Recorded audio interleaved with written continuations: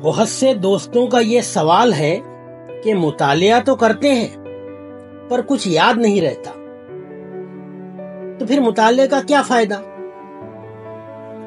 شیخ سلمان العودہ اپنی کتاب زنزانہ میں لکھتے ہیں کہ ایک مرتبہ میں نے اپنے شیخ سے شکایت کی کہ میں نے ایک کتاب پڑھی لیکن مجھے اس میں سے کچھ یاد نہیں رہا۔ چنانچہ انہوں نے مجھے کھجور دی اور فرمایا، لو یہ چباؤ۔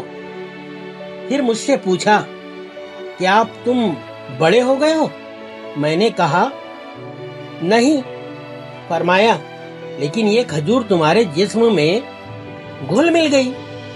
چنانچہ اس کا کچھ حصہ گوشت بنا، کچھ بڑی، کچھ پیٹھ، کچھ کھال، کچھ بال، کچھ ناخن اور مسام وغیرہ۔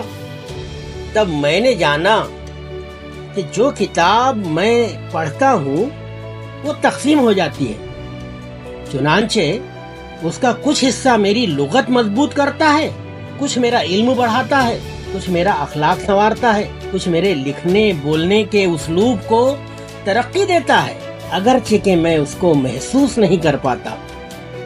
اس لیے دوستو، کتابیں پڑھیے۔ کتابیں پڑھیں گے تو ہم کسی نہ کسی طریقے سے اس کا فائدہ اٹھائیں گے اور ہماری شخصیت کی نشو و نما ہوگی۔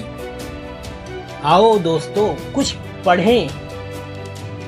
کوئی رفیق نہیں ہے کتاب سے بہتر۔